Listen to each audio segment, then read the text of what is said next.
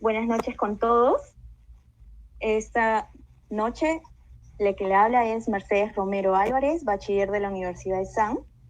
Y en esta noche nos acompaña el doctor Jorge Lizárraga, el quien es abogado de la Universidad Católica del Perú, magíster en tributación de la Universidad de Lima, docente de la Pontificia Universidad Católica del Perú y director del área de litigios de EY. Primero quisiera agradecerles a todos los que están conectados en esta oportunidad por su presencia y por siempre estar al tanto de las publicaciones que hace la Sociedad Peruana de Derecho. Ahora, con el fin de continuar con nuestra presentación, les voy a hablar sobre el tema en el cual vamos a explorar un poco más. ¿Cuál es? La cláusula antielusiva general y su relación con la cláusula antielusiva específica. Bueno, ¿por qué queremos detallar este tema? Sino que hemos encontrado una problemática que está expuesta y detallada en la exposición de motivos de la norma que incorpora esta cláusula antielusiva general. ¿Y cómo se da? Es que se ha identificado problemas o conductas que evitaban que la administración tributaria pudiera utilizar para combatir estas conductas elusivas.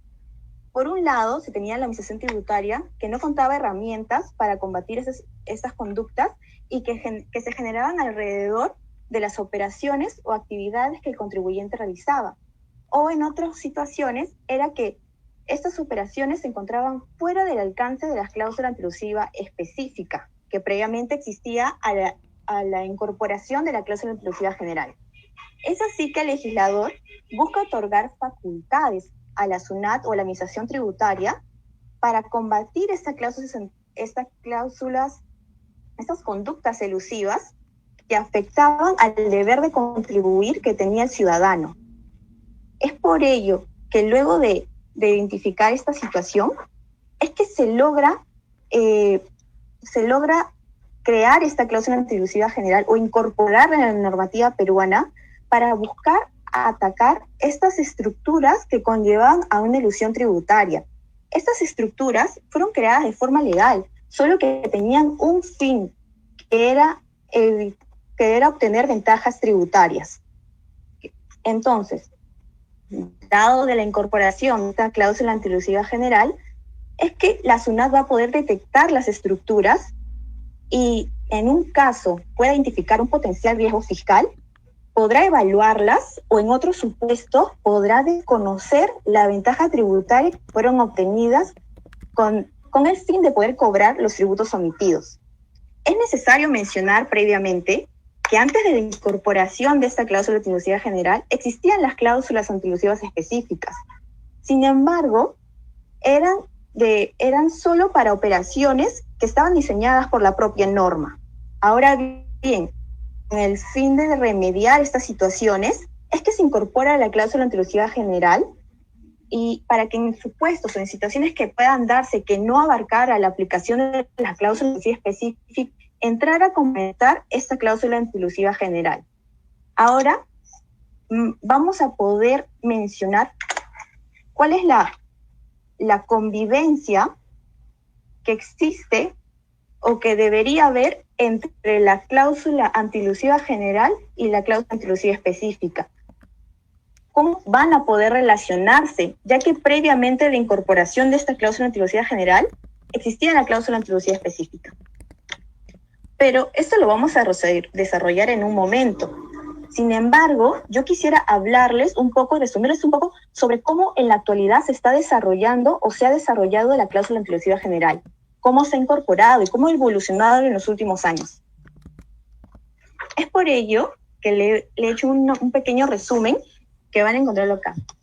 ¿Cómo empieza? Todo empieza en el 2012 con el decreto legislativo 1121, el cual me hace una modificación a la norma octava que se encontraba en el título preliminar e incorpora la norma 16. Bueno, la norma 16, bien conocida como la cláusula antielusiva general. Hasta este momento contábamos en nuestro ordenamiento jurídico tributario con una cláusula antielusiva general, pero esto no quedó así. sino que para mediados del 2014, es que se publica una ley, la Ley 3023. Con esta ley se suspende del segundo al quinto párrafo, dejando como excepción el primero y el último párrafo. ¿Por qué se dio esto? Fue en razón de diferentes críticas que vinieron del Congreso, en razón de que mencionaban que generaba una inseguridad jurídica, dado que la SUNAT podía desconocer operaciones con su discrecionalidad. Lo que también mencionaba esta ley es que mediante un decreto supremo que regulara la aplicación de la cláusula antidumping general, es que volvería a incorporarse. Por ello, en el 2018, 4 años de haber estado suspendida, se publica el decreto legislativo 1422, en el cual se aprueban aplicar los párrafos que fueron suspendidos en la norma 16. Además, se aprueban los procedimientos de fiscalización definitiva, regulando así los efectos y situaciones que estarían sujetos a una aplicación de la cláusula antielusiva general. Por otro lado, le otorga facultades a la SUNAT de poder revisar hechos, situaciones o eventos que pudieron desarrollarse desde el 2012 a la fecha. Sin embargo, aún era necesario publicarse el decreto supremo que pudiera regular los parámetros de forma y fondo, como se mencionó en la ley que lo suspendió. Por ello, en el 2019, a través del decreto supremo 145-2019, se aprueban los parámetros de forma y fondo, en el cual se menciona la aplicación y el desarrollo de la cláusula antielusiva general, señalando una lista enunciativa, no limitativa, de situaciones en la cual el agente fiscalizador va a poder aplicar esta norma antielusiva general. Además, menciona que SUNAT va a tener que difundir de una manera progresiva y enunciativa situaciones en las cuales considere que debería aplicar la norma antielusiva general. Es por ello, con el fin de difundir estas conductas elusivas, es que en febrero del presente año publica en su portal web el catálogo de esquemas de alto riesgo fiscal. ¿Qué nos menciona en este catálogo? Describe potenciales situaciones que podrían dar un incumplimiento tributario, que se caracterizan porque mencionan situaciones generales que pueden provocar al deudor tributario, a terceros y asesores tributarios, la aplicación de la norma general en operaciones que ellos puedan realizar. Es por ello que mencionan además 5 supuestos, y hasta la fecha se han quedado con 5 supuestos. ¿Y cuáles son? Brevemente se los menciono. Es la deducción de regalías por cesión en uso y marca, la enajenación de compañías peruanas a través de un patrimonio autónomo, redomicilio de las empresas para uso de CDI, cesión de marcas y capital de créditos y contrato de gerenciamiento. Ahora bien, luego de haber podido desarrollar un poco más la evolución de esta norma 16 o conocida como cláusula antielusiva general y poder saber también y aprender un poco más de por qué fue incorporada y cuál fue el fin, que era darle herramientas, otorgar herramientas a la administración para poder combatir estas conductas elusivas, es que queremos saber cómo va a ser la convivencia entre la cláusula antielusiva general y la cláusula antielusiva específica que previamente existía. Es así que vamos a desarrollarlo en este momento. Queremos que nos apoye el magíster Jorge Lizarga para que continúe esta exposición. Ok, gracias Mercedes, y bueno, y gracias a la Sociedad Peruana de Derecho por haberme cursado esta invitación y hablar sobre un tema, digamos, que es vigente, toda vez que aún no hay una respuesta, al menos en la ley, sobre la forma en la cual debe convivir la cláusula antielusiva general con cláusulas antielusivas específicas, ¿no? Por favor, si me ayudas con la siguiente diapositiva. Bien, para analizar esta convivencia de la cláusula antielusiva general y cláusulas antielusivas específicas, yo lo veo como un choque valores constitucionales que hay detrás respecto si te inclinas porque debe primar una cláusula antielusiva específica o primar una cláusula antielusiva general. En el caso de las cláusulas antielusivas específicas, el valor constitucional que se encuentra detrás es el principio de seguridad jurídica. Pues es claro que cuando la cláusula antielusiva específica, que es aquella que está plasmada en una hipótesis de incidencia normativa y por lo tanto un contribuyente puede saber de manera anticipada si una conducta es elusiva o no, da seguridad jurídica a los contribuyentes.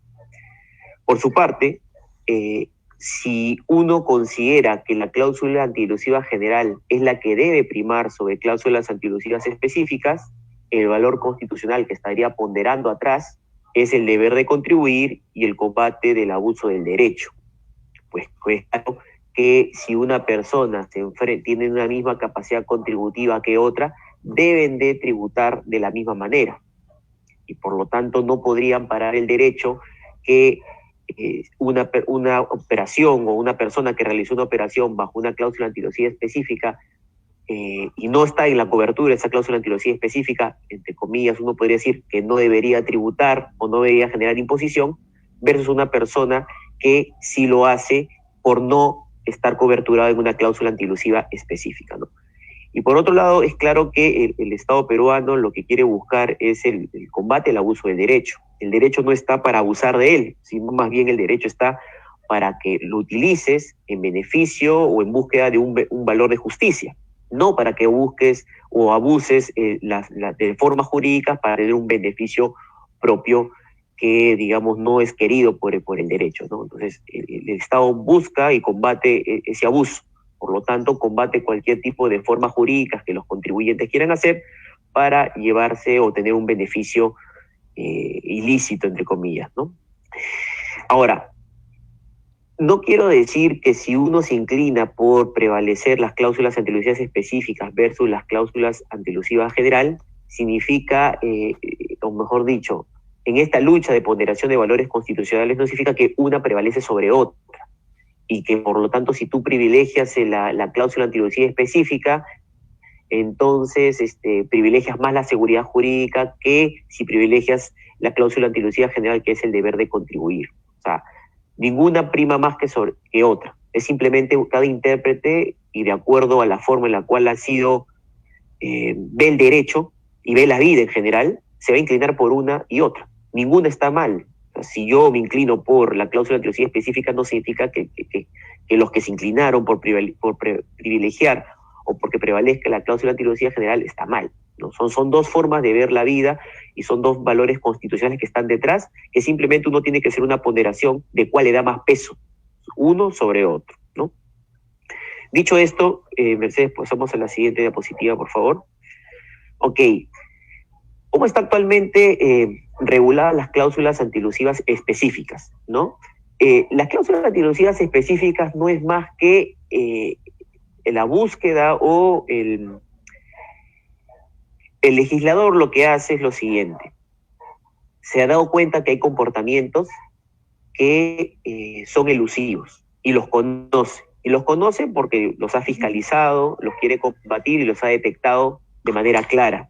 Entonces, establece de manera anticipada una cláusula antielusiva específica. ¿Por qué específica? Porque ya ha determinado el comportamiento concreto que quiere combatir.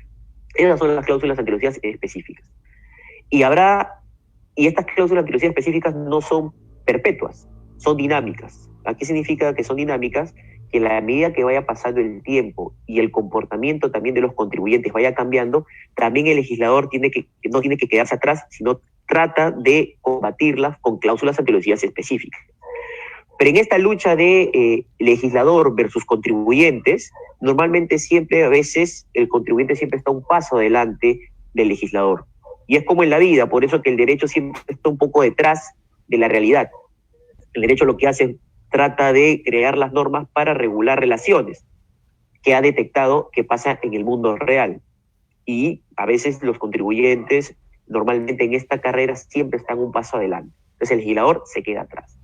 Por eso que, y ya Mercedes lo hizo, lo comentó en la introducción, es por eso que se hacía necesario incorporación de una cláusula antielusiva general que justamente le otorgue una herramienta a la administración para poder combatir no solamente negocios que ya tiene identificados de manera específica, sino aquellos otros que el contribuyente pueda crear y que necesitas combatir porque bajo el juicio de la administración tributaria es un comportamiento elusivo, ¿no? Por eso existe la cláusula y por eso la necesidad de incorporar una cláusula antielusiva general. Pero respecto a las cláusulas antielusivas específicas, normalmente estas cláusulas antielusivas, normalmente, porque hay otras formas de hacerlo, pero normalmente se configuran mediante presunciones o ficciones. Presunción, la cual puede ser relativa o puede ser absoluta. ¿Y qué es una presunción? En la presunción se parte de un hecho que es conocido para determinar una consecuencia desconocida, pero que es de ocurrencia probable. Es decir, tú como legislador partes de un supuesto que es conocido y le atribuyes una consecuencia lógica que normalmente debería ser la consecuencia de ese supuesto que tú conoces. Pues tú presumes la consecuencia en función a lo que normalmente sucede. Esa presunción puede ser relativa o absoluta. Ser relativa cuando el contribuyente se le puede contrario de la presunción. Será absoluta cuando el contribuyente no se le puede permitir el contrario de la presunción. En cambio, las son cuestiones del legislador, ¿no? El legislador construye una realidad, digamos, paralela a la real y le atribuye consecuencias que pueden ser normalmente desconocidas o de difícil cumplimiento. Esas son las dos formas de configurar una cláusula antielusiva específica. Hay otra que también se dice que es respecto a hechos complementarios, pero vamos a centrarnos en las presunciones y ficciones. En el caso de las presunciones, el ámbito de la presunción solamente, o mejor dicho, la presunción no va de la mano con la hipótesis de incidencia, sino más que todo va a combatir, o mejor dicho, está relacionada al ámbito probatorio del hecho imponible. En cambio, en la ficción sí se encuentra dentro del ámbito material de la hipótesis de incidencia, porque se crea una realidad paralela a la que existe, ¿no? En cambio, la presunción no, en la presunción parte de un hecho conocido y se atribuye una consecuencia desconocida, pero de probable ocurrencia. Por importante esto que estamos mencionando sobre si una cláusula antielusiva específica se configura bajo una presunción o ficción, porque existe en doctrina una corriente en la cual señala que para efectos de determinar cuál debe ser la convivencia entre una cláusula antielusiva general y específicas, una de ellas puede ser la forma en la cual se ha configurado la cláusula antielusiva específica. Si la cláusula antielusiva específica se ha configurado bajo una presunción, entonces sí puede utilizar la administración tributaria una cláusula antielusiva general para combatir una cláusula antielusiva específica. En cambio, si una cláusula antielusiva específica se ha configurado bajo una ficción, no hay forma que la administración tributaria quiera combatir ese negocio que no está, digamos, que está amparado en una cláusula antielusiva específica a través de una cláusula antielusiva general. Entonces, por eso es importante saber si la cláusula antielusiva específica se configuró por ficción o se configuró a través de una presunción, porque dependiendo del tipo de forma de configuración, se podrá decir si la forma de convivencia con una cláusula antielusiva general. Siguiente, por favor. Ok. En la ley del impuesto a la renta, bueno, acá he hecho mención de algunas cláusulas antielusivas específicas, que principalmente son estas cláusulas antielusivas específicas son las que fueron introducidas en el año 2012, ¿no? Dado una modificación legislativa de aquel entonces, se introdujeron algunos comportamientos, o se regularon algunos comportamientos que bajo la lógica de la administración tributaria querían combatir una elusión, ¿no? Entre ellos están la no deducibilidad de pérdidas de capital por enajenación de valores mobiliarios, la reducción de capital considerada como dividendos u otra forma de distribución de utilidades, la transferencia de créditos incobrables, la reorganización de sociedades o empresas y enajenación de activos, y la reorganización de sociedades o empresas y pérdidas tributarias, ¿no? Cuando uno lee la exposición de motivos de cada una de estas cláusulas antielusivas específicas, lo que expone el legislador en su exposición de motivos es justamente que se había dado cuenta de que los contribuyentes utilizaban este tipo de estructuras para tener un beneficio, que en concreto es o generar mayores pérdidas, o diferir el pago de impuestos, o simplemente pagar con una tasa, no pagar o pagar con una tasa de impuestos reducida, ¿no? Al darse cuenta el legislador que los contribuyentes utilizaban este tipo de estructuras para no pagar los impuestos o pagar con una tasa reducida, es que creyó conveniente regularlas de manera específica en la ley de renta y combatirlas de esa manera, ¿no? Mediante cláusulas antieludivas específicas. Que algunas de ellas, uno cuando las revisa, es fácil de detectar si se configuró a través de ficción o si se configuró a través de una presunción relativa o absoluta. Pero en otras no es fácil distinguir si fueron presunciones o fueron ficciones, ¿no? Entonces, y ahí creo que podría ser un punto en contra respecto a la corriente que sostiene que la forma de configurar la cláusula antilucidez específica puede determinar la forma de convivir con la cláusula antilucidez general. Porque si fuese fácil la forma de detectar cómo se configura una cláusula antilucidez específica, digamos, me parecería razonable esa corriente. Pero a veces no es fácil identificar cómo se configura una cláusula antilucidez específica, si es por ficción, si es por presunción o por otro mecanismo. Entonces, si no es fácil detectar cómo se configura una cláusula antilucidez específica, entonces cómo yo puedo determinar una forma de convivencia con una cláusula antilusiva general cuando yo estoy diciendo bajo esa corriente de que la forma de determinar la cláusula antilusiva específica determinará la forma de convivencia con una cláusula antilusiva general, ¿no? Entonces, esa es una, digamos, de las tesis que se esboza, y lo vamos a ver en la siguiente lámina, que creo yo que a pesar que conceptualmente me parece que tiene bastante fundamento, puede ser que en la práctica no sea tan sencillo de aplicarla, ¿no? Dicho esto, entramos, digamos, al corazón de discusión, de cuál debe ser entonces o cuál sería la forma en la cual debe relacionarse o convivir una cláusula antielusiva general con cláusulas antielusivas específicas. Sobre ello hay tres posibles maneras, ¿no? Que es la que yo he detectado o creo que se podría convivir. Puede haber más, pero yo pongo tres sobre la mesa. La primera es una relación de subsidiariedad. ¿Qué significa esto? Bajo esta posición, la cláusula antielusiva general siempre podrá ser aplicada por la administración tributaria, incluso en aquellos casos donde existen supuestos de cláusulas antielusivas específicas. ¿Qué significa esto? Es decir, a pesar de que hay cláusulas antielusivas específicas, si la administración tributaria considera de que existe un negocio elusivo, puede utilizar la cláusula antielusiva general. Obviamente, con todos los matices y requisitos y derechos del contribuyente para ejercer su derecho de defensa, ¿no? Como ya sabemos, y no es materia de este conversatorio, para que la administración utilice la cláusula antielusiva general, que está recogida en la norma 16, tiene que cumplir ciertos test, ¿no? Que están regulados en la norma, ¿no? Entonces, eso lo tiene que hacer la administración tributaria. Pero a lo que va esta posición de subsidiariedad es que una cláusula antielusiva general siempre podrá ser aplicada por la administración tributaria, incluso si existen supuestos de cláusulas antielusivas específicas, ¿no? La segunda posición es la posición de exclusión. ¿Qué significa esto? Bajo esta posición, el legislador optó por combatir un negocio a través de una cláusula antielusiva específica. Y por lo tanto, si es que no te encuentras en esa cláusula antielusiva específica, la administración no puede combatir ese negocio a través de la cláusula antielusiva general, ¿no?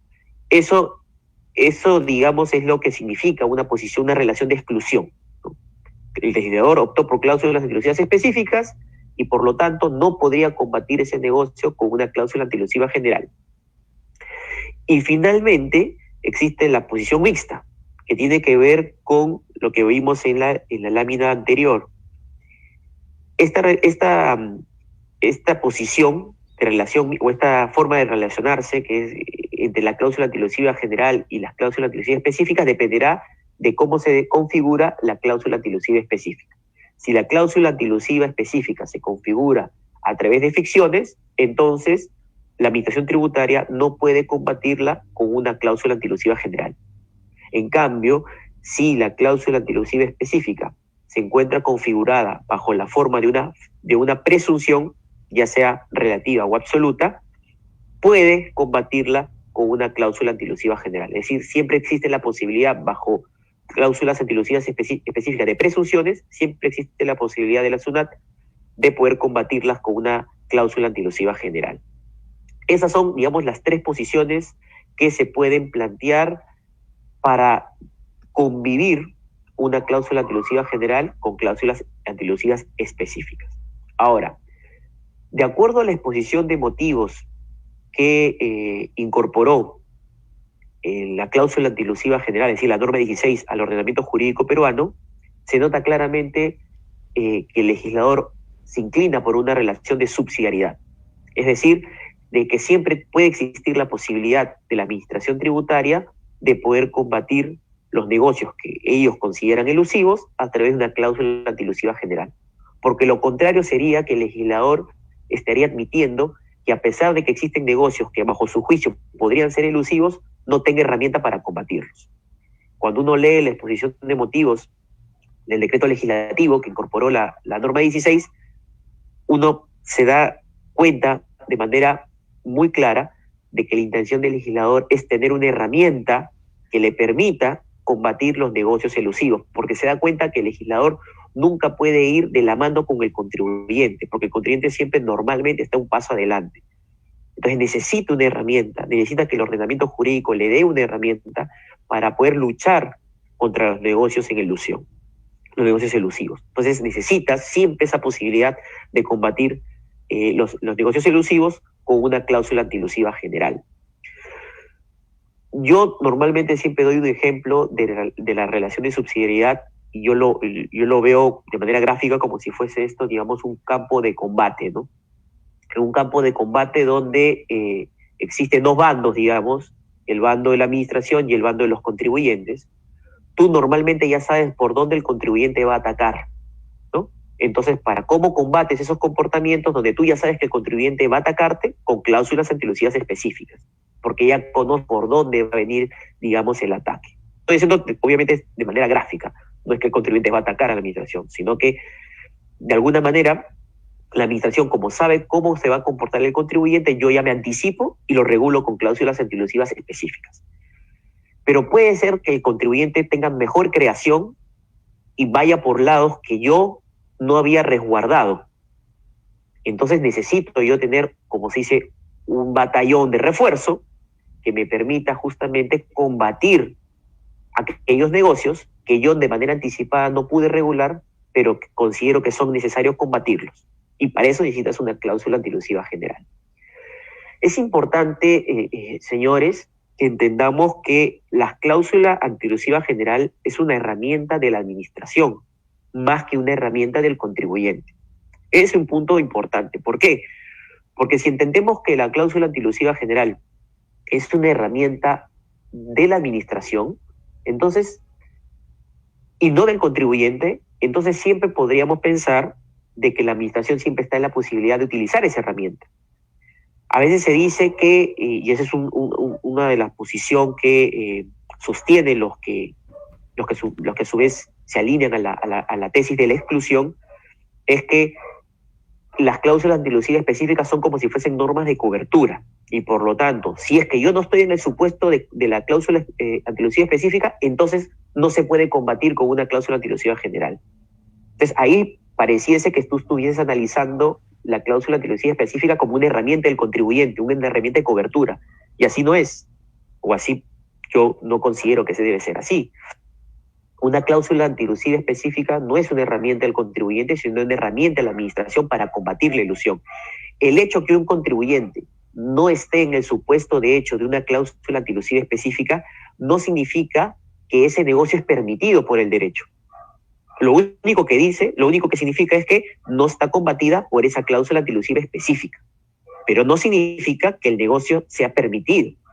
Puede ser un negocio elusivo y para eso tendrá que la administración probar mediante el uso de la cláusula antilusiva general, probar si ese negocio, pese a no estar contemplado en una cláusula antilusiva específica, puede ser combatido con una cláusula antilusiva general, ¿no? Pero no significa que le da cobertura, o al menos es la opinión que yo tengo sobre la materia, ¿no? Las cláusulas antilusivas específicas y la cláusula antilusiva general son herramientas que tiene la administración tributaria para combatir los negocios en elusión. No son normas de cobertura del contribuyente. De hecho, y es claro, que de manera indirecta el contribuyente puede usarlas para, de alguna manera, saber si puede ser combatido o no puede ser combatido bajo una cláusula antilusiva específica, pero de manera indirecta.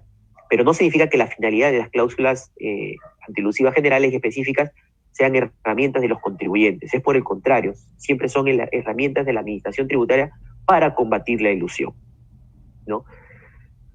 Entonces, de estas tres tesis, o de estas tres posibles posiciones respecto a la convivencia que debe existir entre una cláusula antilusiva general y cláusulas antilusivas específicas, claramente el legislador ha optado por una relación de subsidiariedad, aunque no está plasmado eso en la ley. En la ley no hay una norma que nos dé tranquilidad o seguridad respecto a cuál debe ser la forma de convivir la cláusula antilusiva general y las específicas. Hasta la fecha no existe una norma en el ordenamiento jurídico, ¿no? Pero si uno lee la exposición de motivos, pareciera que la relación de subsidiariedad fuese la tesis que estaría amparando el legislador. Digo pareciera, pero porque no está regulado expresamente en una norma, ¿no? Dicho esto, lo que se recomienda es que el legislador se incline por estas posiciones de manera clara, para que no exista una incertidumbre en los contribuyentes respecto a qué hacer frente a una cláusula antilusiva general y las cláusulas antilusivas específicas. Yo creo que debe haber una respuesta en la legislación respecto a cómo debe convivirse esta cláusula antilusiva general y las cláusulas antilusivas específicas.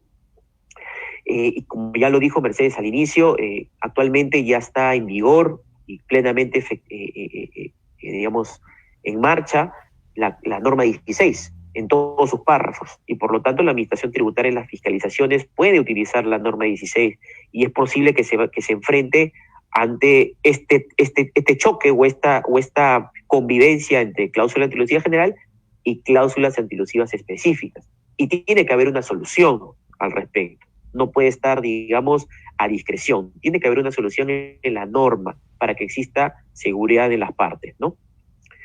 Pasemos a la siguiente, por favor. A ver, aquí un pequeño, digamos, vistazo de la legislación comparada y doctrina respecto a cuál es la relación existente en esos ordenamientos entre una cláusula antilusiva general y las específicas, ¿no? Por ejemplo, en Alemania, mediante ley, se ha dicho, ¿no?, que las cláusulas antilusivas específicas no excluyen la aplicación de la cláusula antilusiva general, ¿no? O sea, por ejemplo, acá se podría decir que se habría Alemania escrito una posición de subsidiariedad, ¿no? En el caso de Italia y Chile, por ejemplo, sus legislaciones más bien expresamente han dicho que la cláusula antilusiva general no podrá ser aplicada cuando hay una cláusula antilusiva específica, ¿no? Entonces, aquí estos países se han inclinado por una tesis de exclusión. En otros países como Argentina, España, Francia y Perú, no hay una regla, al menos positivizada, respecto a cuál debe ser la forma de convivir una cláusula antilusiva general con una cláusula antilusiva específica, ¿no?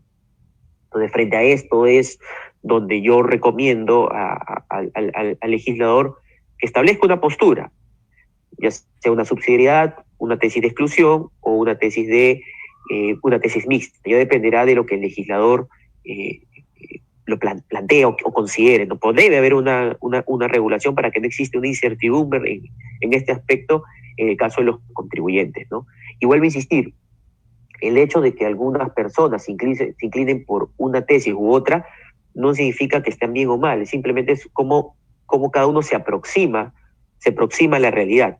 Unos ponderarán más el valor de seguridad jurídica, otros ponderarán más el valor del deber de contribuir y el combate al abuso del derecho. Ambos son valores constitucionales, ambos son del mismo peso, simplemente tendrás que ponderarse caso a caso y ya depende de qué la forma en que el legislador vea las cosas y se incline por una posición, ¿no?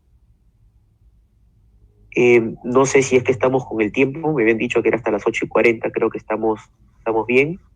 Sí, estamos bien con el tiempo.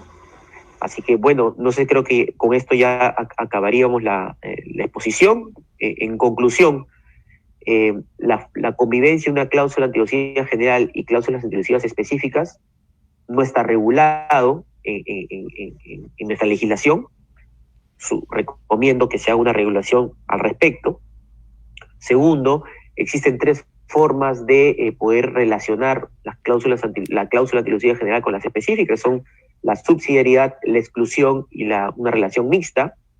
Tercero, mencionar que las cláusulas antielusivas, generales o específicas, son herramientas de la administración tributaria y más no del contribuyente, pero que indirectamente también ayudan al contribuyente para saber si algún negocio puede ser combatido o no.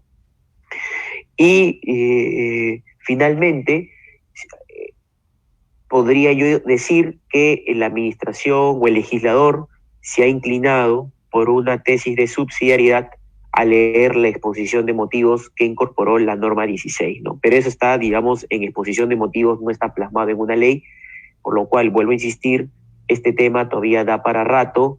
Es un tema que ya se expuso, digamos, en unas jornadas de derecho tributario del año pasado, se ha puesto esto sobre la mesa.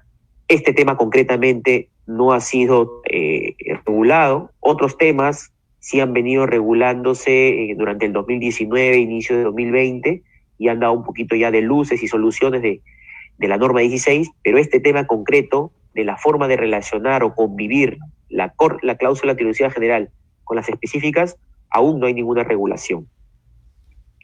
Bien, dicho esto, agradecer a la sociedad y bueno, si es que hay, no sé, Mercedes, si hay alguna pregunta, con mucho gusto la puedo resolver. Si no, daríamos por concluido el evento, ¿no? Bueno, hasta el momento no se han hecho presentes preguntas, pero muchas gracias, Jorge, por tu participación. Agradezco que en otra oportunidad también nos acompañes y podamos contar contigo. Espero que les haya sido y les haya nutrido esta exposición, porque es un tema muy controversial y que se va a ver y tiene para rato, como mencionaba Jorge. Entonces, bueno, yo también doy muchas gracias a la Sociedad Peruana de Derecho que nos brinde esta oportunidad de poder compartir con ustedes. Les animo a que sigan comunicándose, a que sigan estando al tanto de las publicaciones y las transmisiones que hace la sociedad. Eso sería todo. Muchas gracias, Jorge. Hasta luego con todos ustedes. Ok, muchas gracias. Hasta luego.